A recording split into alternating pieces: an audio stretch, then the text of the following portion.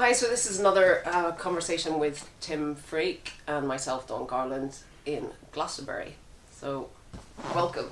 Um, Hi, so, yeah, so I was going to talk about first I get a sense that there's, in the non-dual community, a kind of aversion to a cosmology, the idea of that, and the basis that I've heard people say that it's unknowable, therefore why are you interested in something that's unknowable? I don't know if you've any thoughts on that. I really resist the idea that anything is unknowable more than anything else. I mean, the whole of life is pretty damn mysterious. Uh-huh. So to take something and go, oh, we just can't know that I don't. Why would you not try? And we may not succeed, or we may move towards it in some way. That feels really important to me. And also, these are fundamental ideas. So, by cosmology, do you mean like the origins of the universe, or? Yeah, just I guess the origins of the universe and the way, well, in your case, where it's going, Mm-hmm. and yeah, the whole metaphysics as well as. Well, I think there's a certain strand of non-duality which sees anything like that as irrelevant. It's just like it's an illusion. We're just here now, and that's it. So if you take that point of view, well, then most things really don't matter. But if you take the point of view of looking at the night sky in the evening and going, what the hell is this we're in? Then I can't think of anything more interesting than to go, okay, so where's it come from?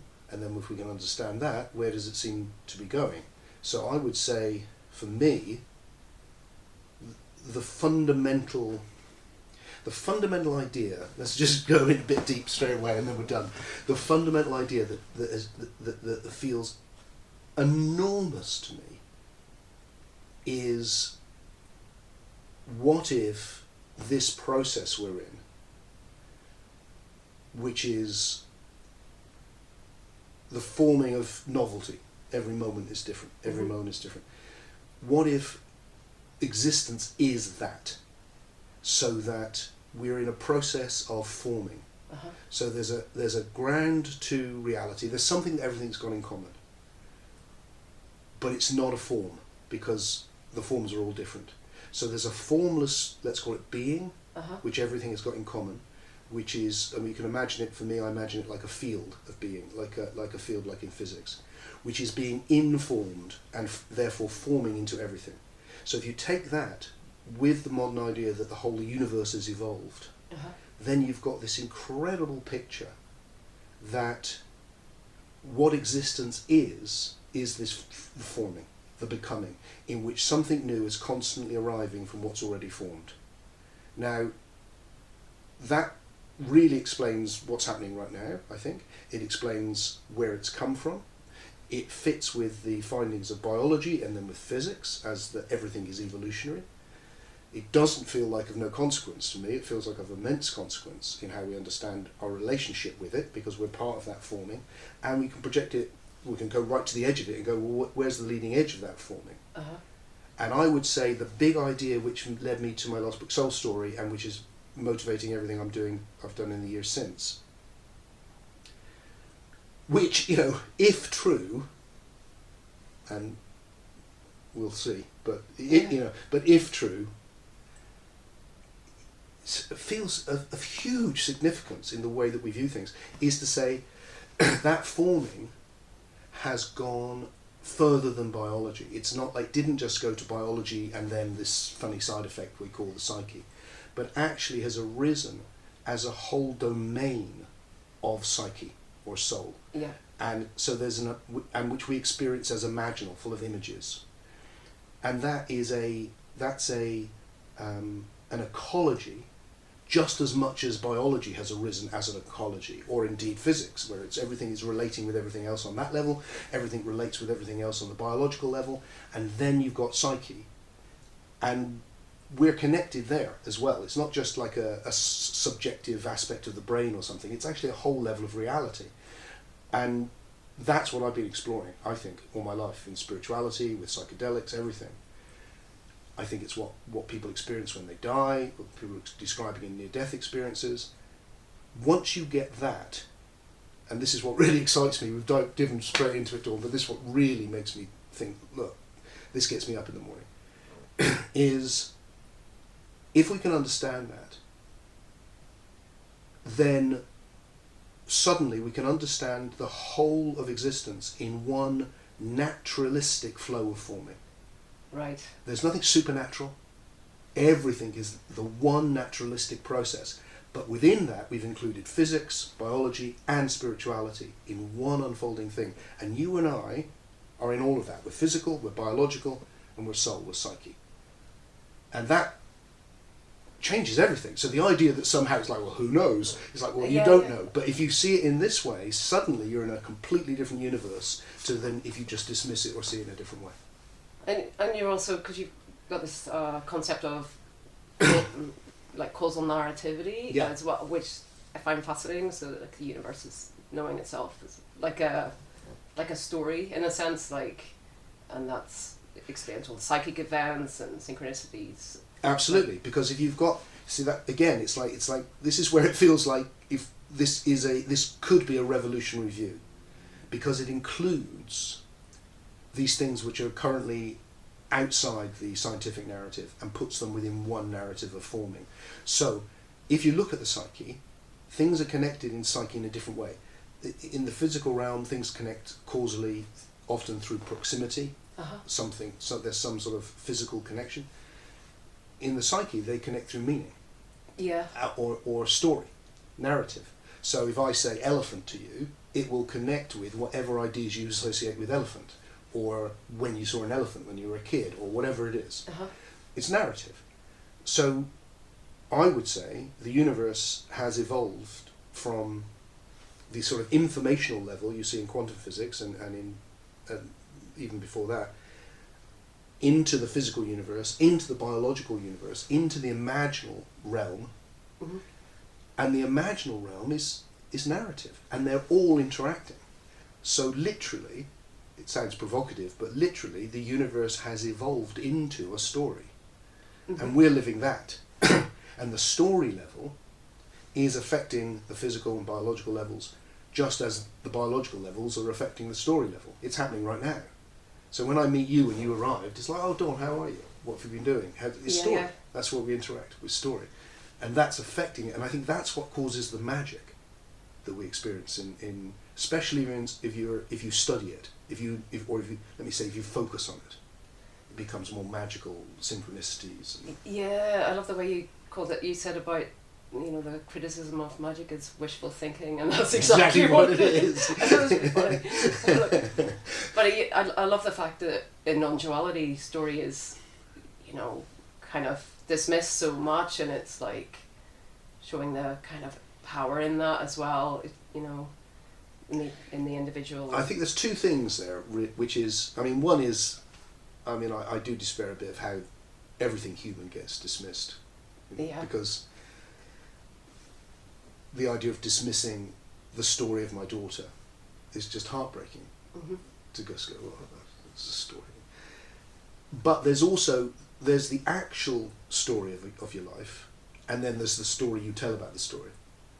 So we can always improve our understanding of the story, which is the way we tell it. Even our memories are ways we understand the past, nearly always. So we can always improve that, and you can tell bad stories. Like people can have really negative views of their life, which are unbalanced, which is, psychotherapy, I think, don't you think, helps with that. It's like, see if you can understand, but there's a story there you're understanding. It's not anything, and it's not nothing for sure. It's something real and something that matters. And it's your past forming. So to fit that more a human element in with the more grandiose thing I was talking about earlier, if everything is this flow of forming in which the new is constantly arriving from the past and conditioned by it, created from it, then so are you, and so am I. So the story of Dawn, which is what? The story of this psychobiological system in relationship with the whole universe, on all the levels that you exist. Your story, or your life, let's call it, is everything that's ever happened in that relationship. And then right now you can understand it, misunderstand it. I mean, or if you get to my ripe old age, I'm sitting there looking back on my life with new eyes as I get older and re-understanding it and going, oh wow, I see it so differently now. But it's there. It's who I am. I am that. I get that, and there's still, like, in non-duality in some of the groups, a real aversion to therapy, as if it's kind of pointless. So there's a lot of people stuck, and there's a lot of repression going on, no doubt, and yeah, it's dangerous. I mean, it's got a real negative effect, and so some of my clients have been through that and are kind of also recovering from that, recovering their story. I can remember when so this is 25 years ago or more.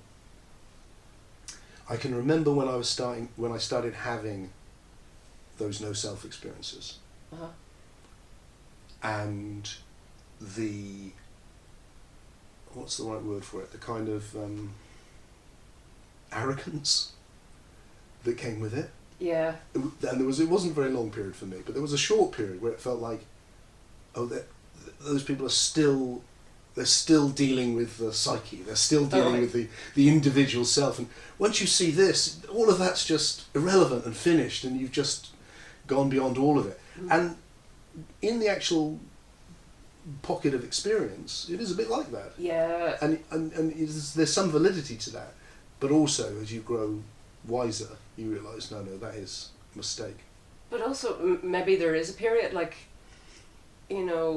directly after the shift for me, like, I suppose because the mind wasn't there. Like, I mean, just, it was actually quite difficult to think about story, I suppose. But no, it's not, and it's good to have both, definitely. I think that's probably right, Dawn, for lots of people, and I think it was for me, but it didn't, not for a very long period. It was quite short. Is that you when something shifts in the evolutionary process and you suddenly find yourself in a different perspective, you've seen something you haven't seen before, often the previous one becomes dismissed, and then later you reintegrate it. Yeah. You come back to it and go, no, that was wrong, I need to integrate that as well. Kind of the same. I mean, I feel like the maturation process is the thing we're in when we're kids, and it just carries on. And you can see it with kids, can't you? It's like the worst thing is where I'm 8. How dare you treat me like I was 7? It's like that. It's a bit like, and then the older person still goes, oh, they'll integrate all of that, it'll be fine. Yeah. And it's exciting as well, moving on, isn't it? I mean, you said about 10 years ago you wanted to understand it in a conceptual way, through the metaphysics and what you're doing now, but before that you didn't. So less so. I mean, I'd always had that thread, but my focus was experiential. My focus was love, really, and that sense of oneness that gives rise to love. It still is. But and I have tried to understand it. I mean, my 20 years ago, what I wanted to do was to try and state a version. It wasn't quite non-duality, because it was the individual self was always important to me, but it was a both and paralogical understanding based on the dream metaphor, so that you were both the dreamer and the dream character, and both were significant, and I wanted to try and say that as clearly as I could. And then when I did, it was only a matter of a few years before it started to unravel, and I realised, this is what's wrong with it.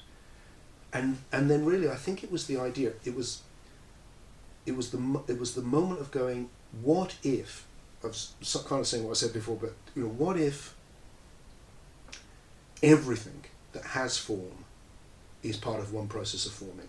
Whether that form is an idea, a sock, a number, anything. Right. Anything at all which has any particularity of form is all part of one evolutionary forming, including God. Everything. And that idea just was like so exciting, and then I started to follow it, and things started falling into place, and then I followed it some more, and I pushed it really hard, and the harder I pushed it, the stronger it got. And that's been going on for 10 or more years now. The harder I push it, and I really do push it, it feels like more and more makes sense. So if it were to turn out to be true, it's an enormous idea, as significant as any of the most enormous ideas I've ever come across through the history of ideas. And maybe it's not. Maybe the idea I'm following, is like one of those crazy thoughts that somebody has, and turns out to be no, that's not it. But it's enough to have pulled me in and go, you should follow this, Tim, because this is beautiful and really has explanatory power, and puts you in a very positive relationship with existence. So that's pretty good. Yeah. So it's like that whole thing of the combination problem, like where sentiences coming together to form something greater. You've just kind of extended that then to souls. Like, is it like that? Like the whole thing of the communion of souls? Like, it's just... The thing with the communion of souls is just going, look, if there's a process, if we take the lowest, let's call it the foundational level of reality, it looks from physics at the moment like we need to think of that as information. Now, there's all sorts of problems with what that means, but it's in the digital age we can have an idea of what that might mean. And that information is then creating these informational systems on the level of physics, and then of biology, and then on the level of psyche. And so the big addition is going, and that's a whole domain. And if you do spiritual practice, you take ayahuasca, you meditate, you die, you will discover just how vast it is out there. And it's its own domain. It's not a subjective thing, it's objective and subjective, just like this is. It's interactive, it's narrative, it's affecting this world. It's not just the psyche is far more than just you talking to yourself. Yeah, it's much, much, much bigger. So once you've got that, then that opened up the possibility for me. Then the question was, okay, so what is it that I experience when I've been having this experience since a kid, actually, which feels like I'm touching something greater than me? Yeah. Is that an illusion? Maybe. But it doesn't feel like it. It feels like the most real thing I know. So let's assume it's not an illusion and see what it could be. And that's when I started going, okay, so maybe that thing that I have called God, for want of a better name, that sense of a greater being or greater mind or something very loving, something which is one with the universe, maybe that has also evolved. But it's the most evolved level. There's something greater than the human psyche here. And that led to the possibility, which I find really intriguing and is working for me at the moment, which is that, so what about then, just as we know that this vast complex of Tim is made of single cells, and that originally, for a long period of billions of years, there was just single cells. And then they somehow got together and started making more and more complex organisms until there's someone like Tim. So what if psyches or souls are doing the same thing? They're coming into communion with each other, and they're individual, but they're also forming collectives, and then coming in to form something greater than themselves, of which each one is a part. And what if that experience we have of oneness, those spiritual experiences that, like when you said, they're just blissful, and you're like, wow, what just happened to me? And everything changes, is the experience of entering into that communion. We enter that communion, and then we are part of something greater, and that feels utterly, utterly amazing. So in that way, we're forming God through our own spiritual awakening. Right, okay. That makes sense? Yeah, it does. It does, yeah. It was also, you mentioned in an interview with Sonyu about you feel a personal connection to Jung and others, and you asked Sonyu if he thought Jung still existed in this psychic space. But you never answered that, so I was just curious. Yes, I do. Oh, right, okay. Yes, I do. Good. And I think I do think I imagine it. This is the way that it's an imaginal realm, so it seems fine to use imagination to understand it, like a network of psyches. But it's not that much of a jump, really. It's going, look, we live in a biological network of organisms, and none of them exist on their own. They all exist within an ecosystem, and so does the psyche or the soul.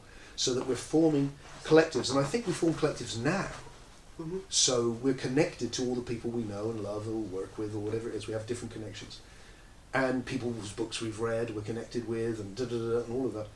So we form this network of collectives, and sometimes they go very close. So I think there's a connection. When you make a connection with somebody like Carl Jung, you're connected. Right, okay. But it's just a sort of sense of that? Like No, okay. no, dreams and things from time to time. Oh, right, you've had dreams with Jung, have you? Yeah, Okay. yeah. Any want to share? Well, nothing nothing which would be more than, oh, Tim had a dream in which Jung appeared and said things to him, and they were significant at the time.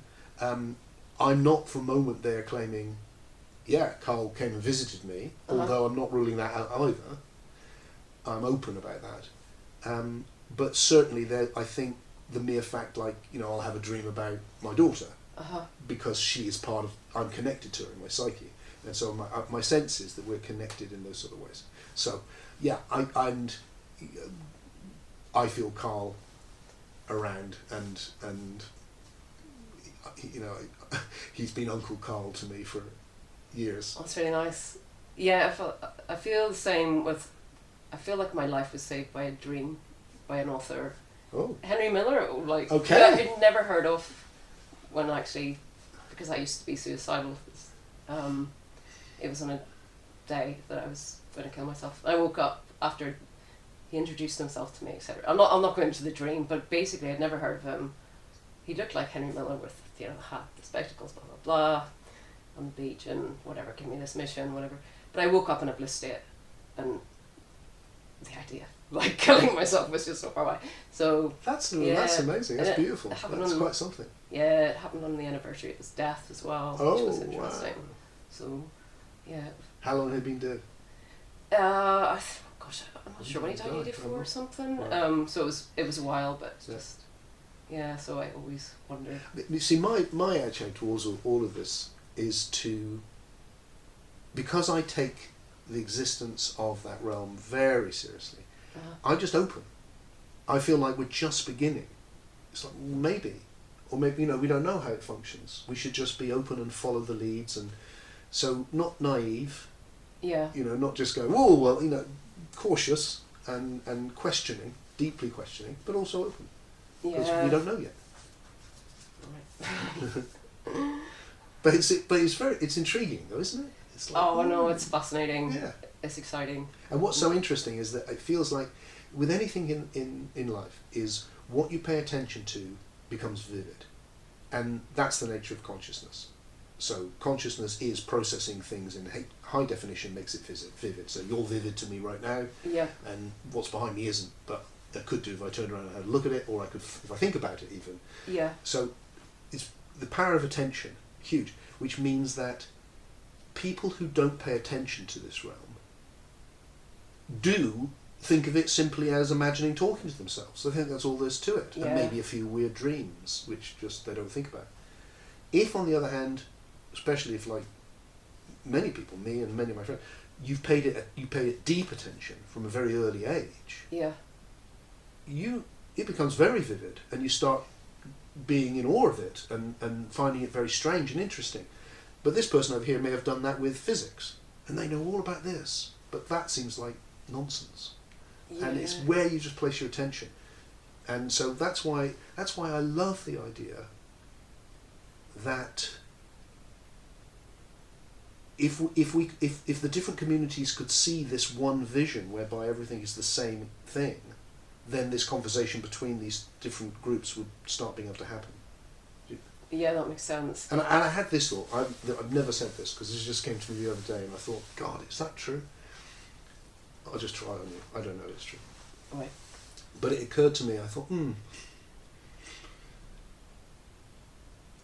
my intuition, for what it's worth, it's only that, is that at some point in the future, if something like what I'm exploring were to be true and accepted, I think it would be the end of religion. And personally, I don't think that would be a bad thing. Because science would replace religion. Because people go for what is better. Yeah. May not do it straight away, but sooner or later they go for what is better. But science can't replace religion until it can actually adequately deal with the spiritual level of reality. Because Okay. it is a level of reality. The long as it just denies the existence of this level of reality, it can never do what it needs to do, which is now sweep away mythic religion and go, okay, that was a phase, we're done with that now. And open up this one understanding which incorporates all of the levels of human experience. So if it were to be able to do that, I think it would take human culture generally forward in the most massive way. I mean, it's got to eventually anyway. I think so. It seems very stuck, and like you were saying, all the evidence from NDEs as well. There's a lot of people still don't take that seriously, but I mean, my guess is, again, if this, if some way of connecting them into one vision can be established, and I'm trying to do that, then suddenly there will be real, like, yeah, we should take this seriously. What is this? Hang on a minute. And then everything, which all of these, there's a lot of fruity nonsense in spirituality. Most of it.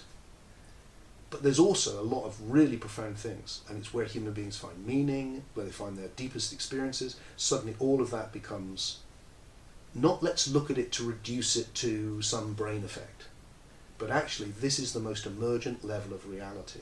yeah, It's all been heading, well, I'm not saying heading as in it had a plan or anything, but this is where it has arrived, and this is what's unfolding now. And once you get that, it impacts everything.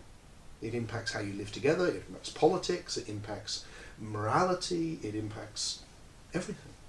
yeah. So it's so grounded, your approach, isn't it, in using the metaphysics and everything. It's just so straightforward. It takes all the kind of supernatural, Yeah, it's woo-woo kind of thing. It just one collapses in naturalistic that. process. Yeah, and you need the same levels of discernment, more in fact, with spiritual experience that you do when you're studying biology or physics or chemistry or anything. You need to be careful, discern, think carefully, doubt your ideas, but know that you're exploring something real. Yeah. I was wondering, just, I know I mentioned NDEs before, but it was just, because you studied, or you wrote about how they evolved from like the feasting halls of Valhalla to cities and, I don't know, greater architecture, etc., etc. But there still seem to be polarized into heaven and hell experiences, which haven't evolved in terms of, psychologically speaking. Like, it's so... So I would say that the two things. One is that it doesn't surprise me that the things that people describe in the afterlife have evolved with life. Yeah. Because it's imaginal. Yeah, yeah. And so the things that matter, if you're a Viking warrior, you're not that much worried about love and goodness. You're worried about honour and being someone who, when you come home, has brought in a whole load of slaves and a lot of booty. And Right. and so there's a very different psyche to what we've got today. So the experiences that people are describing in the imaginal fit that. Now, for those that want to dismiss this level, it's just like, well, it's just all made up, isn't it? But the other option is, no, it's actually an evolving level of reality. Uh-huh. And then, if you think about you've just done it, haven't you? You've just said, look, I was suicidal, and then I was blissful. Yeah. So you went from heaven to hell in a few moments, in a dream. But not literal. I mean, I'm just saying, like, they're literally in hell. Well, and now imagine Uh-huh. that bliss and that hellish state, Uh-huh. just you haven't got any sensory input from a body. But the sensory experience is still there, isn't it? I mean, Well, it is for you. It was for you because you were still alive. But if you were dead, then your system would continue to couldn't experience the biological level, but your system would continue to experience the imaginal level. So the possibility of it being a hellish experience or a heavenly experience continues. And that's what you get with the Tibetan idea of the bardos. And yeah. Most people, there is an overwhelming majority, it's a very pleasant experience. But like dreams at night, they can move between nightmares and wish fulfilling. Yeah, fair enough. I think that I would imagine it more like that. Like, well, we know already the psyche moves between those states. That's what I'm trying to say. So no surprise. Oh right, okay, so that's how you would see it then, and it is something like I think 17% are negative experiences, but of that something like 6% are hell. Well, like it's very small, but right, yeah. Still, it's not that good. Yeah, and also it's like if you look at the repertoire of the imaginal in the imagination, you can see that if someone was going to, it wouldn't surprise you if you had a dream about hell and it carried archetypal hellish imagery, because that's what's in us. Yeah. Okay. So that's what will be evoked, and it looks like you can have that experience, but I mean, I think it's important to see that as something temporary. It's just like a bad dream is temporary, which you kind of come round from. Well, it's I suppose less. It's not reassuring that 2 minutes of like cardiac arrest where you're you can have 90 years or 2,000 years of hell or something. Yeah. Because of the way time is in those experiences, I suppose. Well, that's true too. I have no idea. That's the truth. I have no idea, and I haven't met anyone who does yet. Well, you can pray your way out. It seems to work for some people, or think of the light. It's funny. There's something. My faith, if that, and I think that is the right word, comes from that experience of the light of that super psyche, of that greater being, which does feel so redeeming that I think that makes me feel like it's okay. And the great thing about the imaginal is that whilst the imagination and the narrative can have a little bit of an effect on this, but it's quite difficult, slow. Mm-hmm. If we want to do something here, if you imagine doing something, it takes a while to do it. Yeah. But in the imagination, it's instant. Yeah, that's right. Yeah, you can. So it in a feels lucid like dream, you can just change. Yeah, things can just be transformed. Yeah. So that's optimistic. Yeah. No, I don't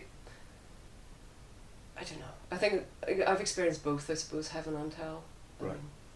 So. I think, not necessarily to the extremes that you obviously have, Dawn, but I think most people, that's what the psyche is like. Yeah, and also experience of the shift. I describe it as heaven on earth. It just seemed like that. It looked like that. It felt like that. Yeah, it's just that.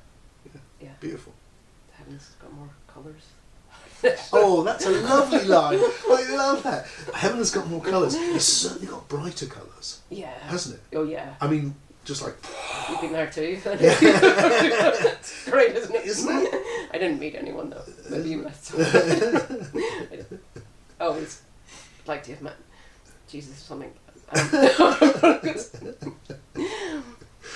You mentioned you mentioned your father's enormous soul presence. Just in the book, and I just wondered. That's when he was passing. What was your experience of that? The experience was the contrast, because my dad was in some ways a difficult guy, and as he got older, he'd been drinking more, and he actually stopped in his 80s, which was amazing, to which I find incredibly inspirational. But he had been difficult, so he felt small in some ways, and then when he passed, he felt enormous, and honest to God, since he's died, it's probably, how long is it now? It's more than 10 years. Still, most weeks, sometimes most days, I am I'm adjusting my relationship with him. Okay. All the time, because I'm able to now. Partly because I can see him much more clearly. I don't just see my vision of my dad. I feel something bigger. Right. And partly because I've got older and a bit wiser. And I'm a bit embarrassed about my past,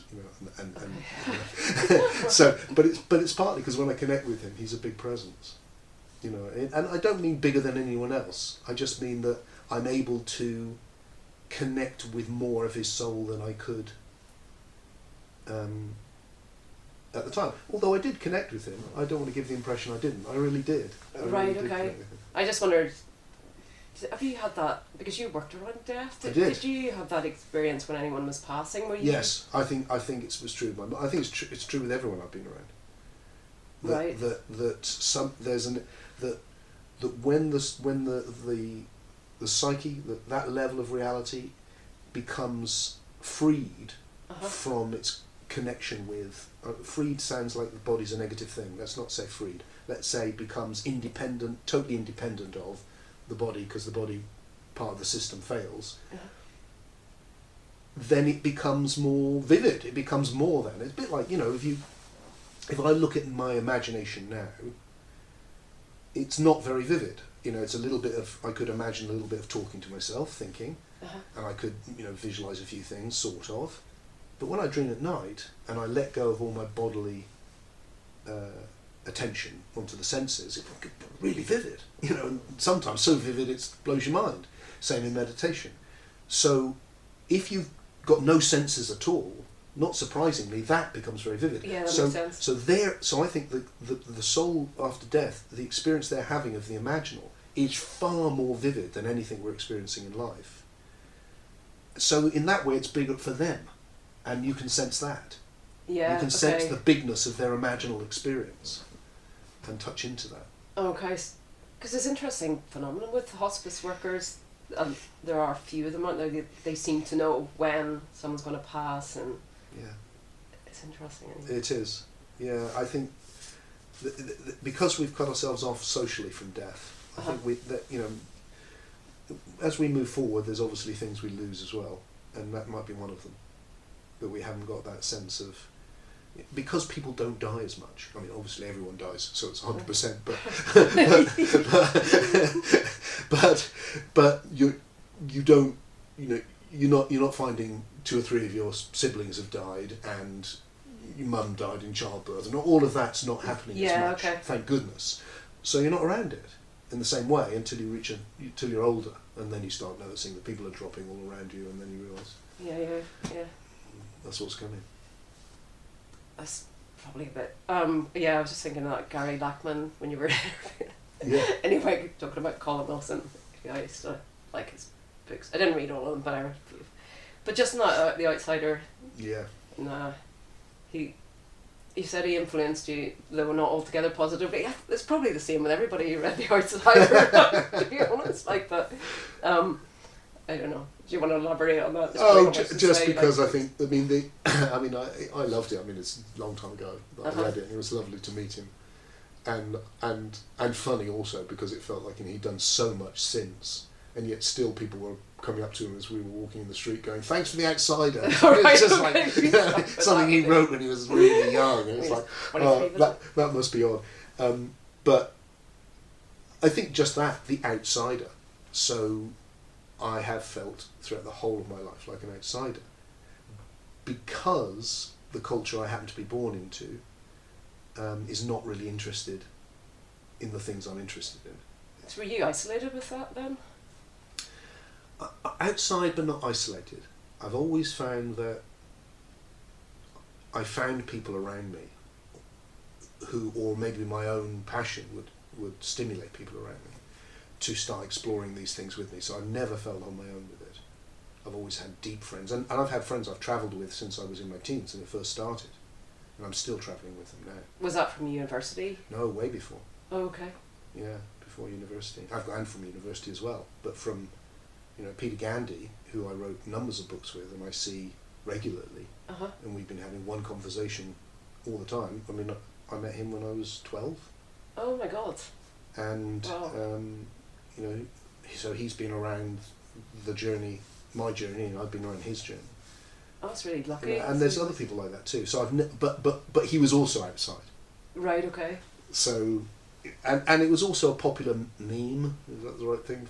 At the time there was that kind of alternative culture thing of being alternative, not in the main culture. So the culture that looked like everyone was interested in trivia, to me. Yeah. Making money and having a house, and it was like, well, I'll do all that when I know what this is. It's like, first, before we do all of that, what the fuck is this? And what should I do with it? And does it matter? and what's life for? And what's those big experiences I keep having that blow my mind? What's that? So that's what I focused on. All right. So you've always had people that challenge you, like, I mean, people like Sonia and stuff you met at uni as well, and Yeah. I guess we sort each other out and recognised it in each other, and not all, and that odd way in which people, like with Sonia. I mean, he is now the leading expert on Jung in the world, I would say, and has actually given us the Red Book, which was a book that no one thought they'd ever get, of Jung's real deep own journey, and he was like that at university. I don't know why. Why was this intelligent Indian student obsessed with Carl Jung? But he was. Cool. So, oh gosh. This is another one. I just was thinking of, like, because of my own ambivalence to it. Like, if you or someone you knew was going to a therapist, would you go to an awake one or not? Because initially I would have said, yeah, go to, if you're awake, go to an awake therapist. I mean, it depends what you mean by awake. Okay, someone who's experienced, at least had a glimpse of oneness, or... Yeah, I mean, I would like that if I was going to see a therapist, but what I'm really looking for is somebody who can my worry always with spirituality is that people have closed systems. Yeah, okay, that's what I was kind of... So any form of spirituality, it's not just with spirituality, it could also be with different scientific disciplines. Anyone who's got a closed system, to me, it's like, it concerns me. I'm definitely looking for people that have got open ideational systems. They've got a view, but it's always open to something better. They're always seeing new possibilities. That's what I can connect with, and I want someone who was like that. Yeah, because I was wondering about that, because some of the closed non-duality, like some of the speakers, I think, God, I wouldn't want someone who's telling me that my story's right. But you get a lot of what look to me like closed systems. Yeah. In areas like non-duality, you definitely do, and that, to me, it's like one of the most important things. Because the evolution of the psyche is the evolution of how we ideate. It's how we discern what everything is, how we imagine things to be, if you like. Mm-hmm. And so having an open system of doing that is absolutely imperative. It's hugely important, and yeah, I really like people who've got open systems. And I really want to sort of detonate closed systems. I'm telling the truth. I just want to go, come on, open it up. Yeah, and doubt does it. That's why doubt is the key, because doubt allows you to hold up ideas and go, is that right? And if you can do that with your own ideas, then you'll really evolve quickly. But how rare is that? I mean, in your own experience, I mean, it's quite rare, that, isn't it, for people to question their ideas? Because you said that, I think there was the interview with Ken Wilber or something, he was talking about, I don't know, Wittgenstein's Tractatus, and you said something about the fact that he challenged himself. You said anyone who can question themselves that deeply. I remember you saying that, but you never finished the sentence, but I guess it was something like anybody who can question themselves that deeply is probably worth looking into. Because that's what you do, isn't it? And but I never guessed that it was ironic, Dawn, for exactly that reason, because I've always felt that about Wittgenstein. He did two distinct philosophies, both of which are interesting, neither of which are particularly important to me now. But the fact that he was able to articulate something that clearly and then undo it completely, and then in my own sweet little way, I've just ended up doing exactly the same thing. I feel like my Tractatus was lucid living. This little tight, taut book which is like the Tractatus is. They're very, very different, but it's my. And then from that has come, oh no, that's completely wrong. As soon as I got it that clear, I could come back to it and go, and a whole new thing emerge. And I have always admired him for that. So I do think that's inspirational, that we can do that. And people do it. But it's hard. I mean, I'm still uncovering ideas I have that I haven't questioned. Right.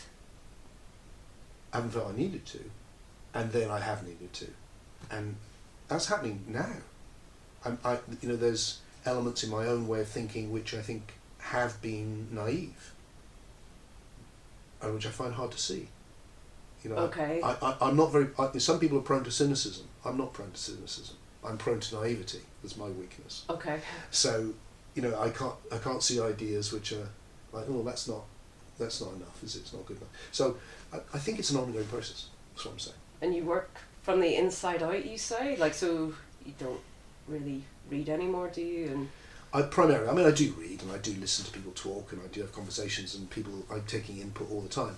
But primarily, in these creative periods, which I've been in for the last 6-7 years, it's better if I just keep doing it for myself, because I don't want it to get, because I'm building a structure and of ideas, and I don't want it to be unduly pushed in the wrong direction from the outside, so that I can then, and once it's built, then I can go, okay, what do you make of this? And I can compare it to what other people have done. That's just the way I work. Other people I know they're constant. But the problem with doing that, and I see it a lot, it's not a problem. It's great that they do this, but they will take in all this stuff, and then when I read them, I'm reading all these other people. So they've Right. stopped me having to bother reading all these other people, because they're telling me all these other people. But also I'm sitting there the whole time going, yeah, but what are you saying? right. Why are you telling me what these other people are saying? Because they've obviously, and so, well, like Ken is like this. I'm pulling together and synthesizing all of these other people's thoughts. Whereas I'm not like that. I don't know why. Yeah. I have to just follow my own thing and then go, hey, I've got this. Is this of any use to you? Something like that. Yeah. And initially I was sort of thinking, you panpsychist or whatever, but it's pansubjectivism, isn't it? So So the panpsychic thing, which is kind of got more popular, is, well, I mean, it means soul in everything. So it's the idea that that you have a subjective element and an objective element, and that that goes all the way down. So there's a kind of a proto-psyche in molecules, which seems extremely implausible to me. The way I see it is much simpler. It's just going, look, this one thing is arising as all these individual systems, and they're all in relationship with each other. So everything's relational. So it's not that it's got an inner aspect or a hidden soul or anything like that. It's simply the molecule is in relationship with other molecules. A plant is in relationship with other plants. Okay. It's just relationship. That's all it is. Everything is relational. It only exists in relationship. And that relationship will become a relationship whereby I can read the world with my senses, and I can focus in and make the senses conscious, and then I can, from those sensory experiences, have evolved an imaginal realm which is made of images of sensory experience. And that again is relational. So everything is. So the whole panpsychic thing just disappears. Okay. I think. It's just relationality. So this is what I'd like to get across, and I want to get better at it. I want to go, look, what I've got is quite a sophisticated, intricate philosophy, because it needs to be. But the essence could not be simpler. It's going, look, everything is one process of forming, and that process of forming is the one thing in relationship with itself. Right. And it's just gone through all of these levels and has now reached the level of psyche or soul. And that's it. It's like, that's the essential thing I'm saying. And everything else comes from that understanding. And then we can interpret biological and physical and all of that, but for me the interest is spiritual. So I can now go, alright, so that experience of oneness is when I'm in relationship with the universe and I focus on what makes it one, which is being. And I focus on being and I go, oh, everything's different and I'm different to everything, except everything's one being. And that's when I focus on that, not necessarily in those words, but when that happens, suddenly I'm aware that I am everything, arising as Tim. And then that's amazing. Right. Or when I focus on the imaginal realm, and I focus then on, what's the most emergent aspect of the imaginal realm? There is something greater than me. So I'm touching then this communion of souls, or a super psyche, or God, or whatever name you give to it. And I focus on that. Oh, and that's what that is. Okay. And then when I explore this realm in deep dreams, or I look at near-death, oh, that's what that is. That's the psyche experiencing that realm, but without the biological. Okay, so that makes sense. And then when magical things happen, it's because that world of narrative is affecting the world of physics. Mm-hmm. Because that happens all the time. I mean, I'm affecting my body now. My psyche is making my hand go up and down. Yeah. So everything is interacting with itself. And then so from that very simple thing of, look, everything is forming. Everything is a new moment forming on the basis of the last moment. And everything is that one thing in relationship with itself as all these different systems, including me and you. That will end up giving you a whole different experience of life and of spirituality. I mean, that sort of, you talk about the genius, but the way Jung understood it, it's like having a voice is like a sign of vocation. That's the way he got it. I mean, there's some people in your interviews, who was the one? Was it David Bremer? Who was the one in the Origins of Life guy? But he talked about having a voice as well. Like, I think there were a couple. Do you see it in terms of that as well, like related to vocation? I think there's a life is very complex. I've been trying to focus it down on some simple structural understandings, but it's obviously very complex. So my sense is that it is plausible if you understand it in the right way. The idea of reincarnation is what I want to talk about. The idea of reincarnation, if understood in the wrong way, is the least plausible idea I can think of. It just seems crazy, ridiculous. Right. But if you understand it in a different way, in the way that I explore in Soul Story, I don't think it is. Suddenly it's like, oh, maybe that is plausible, and not so completely wild and crazy. And if you've got that, then when I said I experienced my father as bigger, yeah, is because I'm experiencing a bigger. I'm not limited to the view of John Freke. Yeah, I'm aware that John Freke is also going back and back and back, and is much more than that. So, if that's true, then that's in you and me now. So there's a part of your psyche, your soul, your deep soul, your daemon or your genius, which is that, which is more than dawn. But is it like the more, or does it work in your mind? Does it work like the more incarnations you have, the more? I think you said something like that. The more in touch you would be with your genius daemon.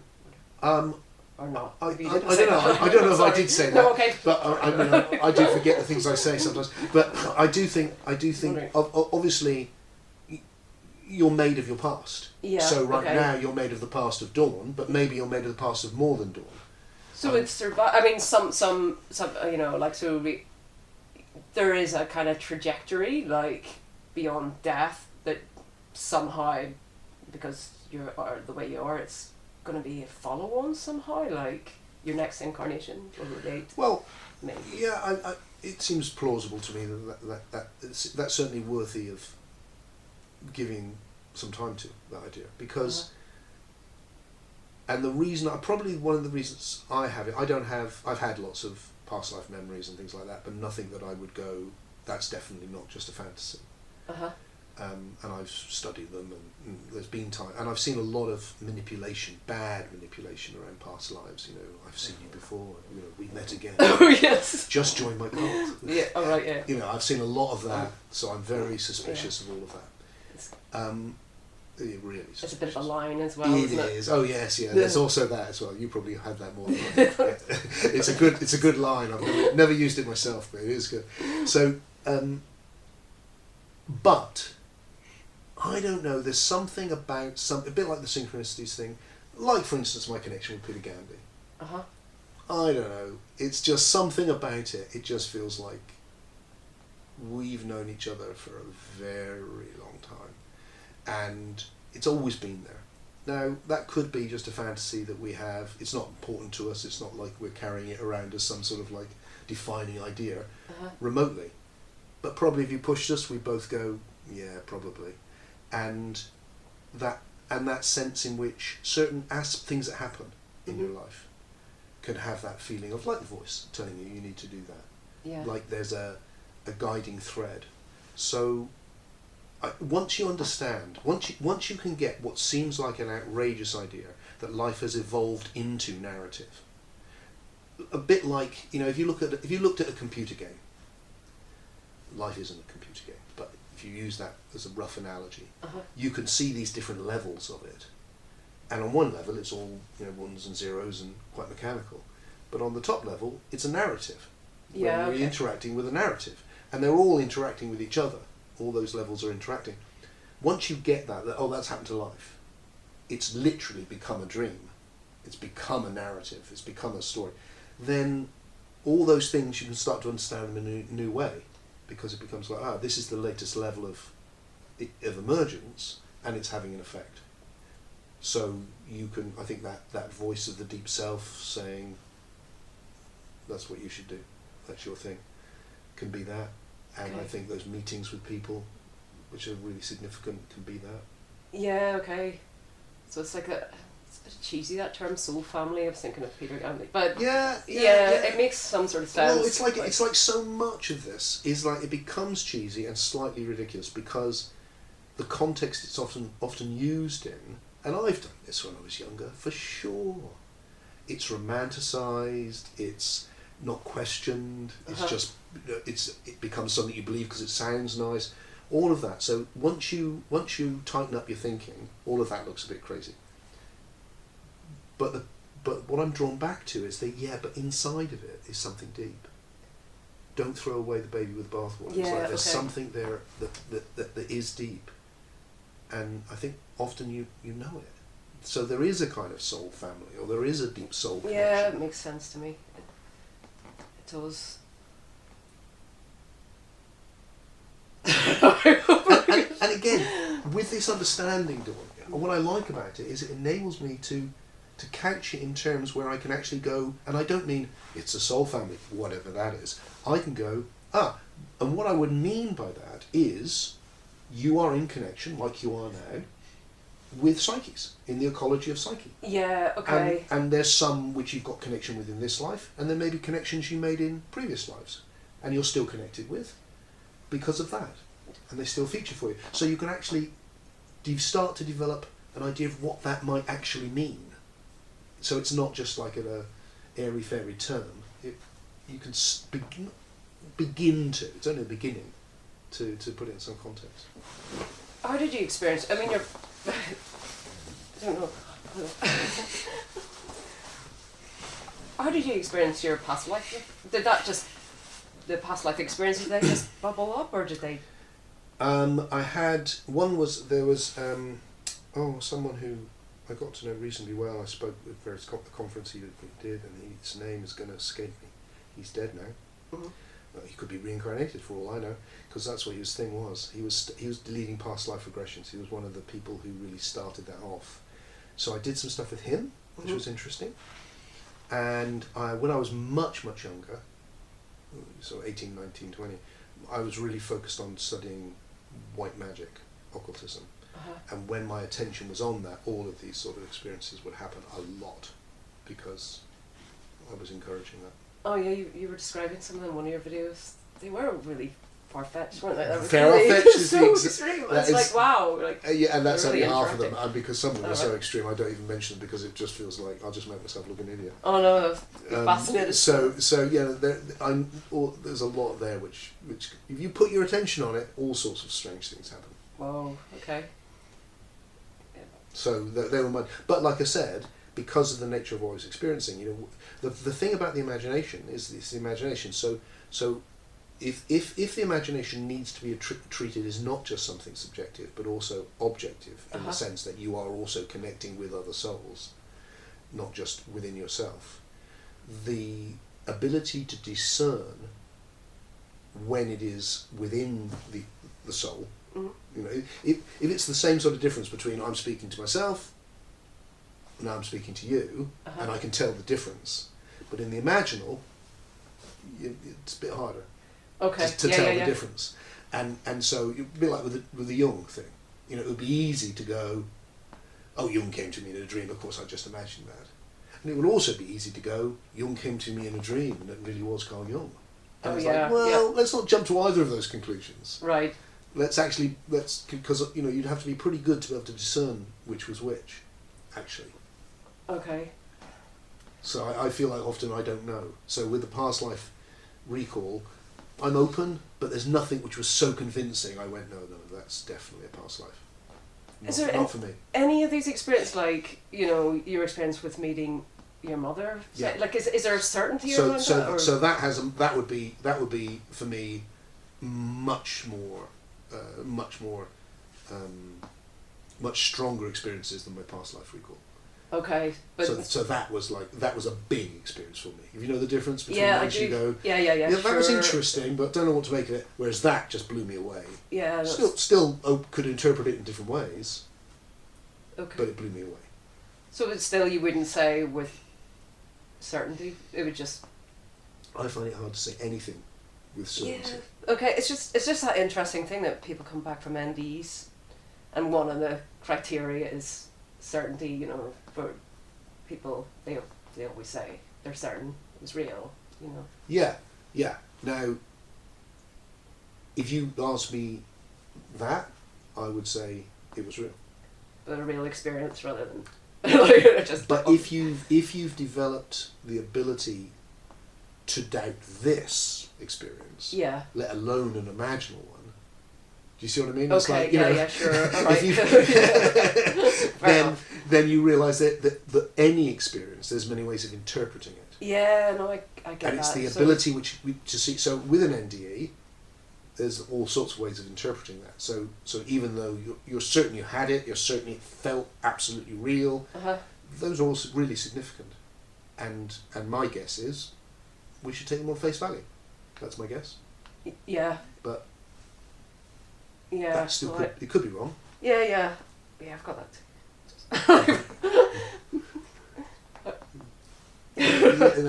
That's the open system. Yeah. The open system, it's always open.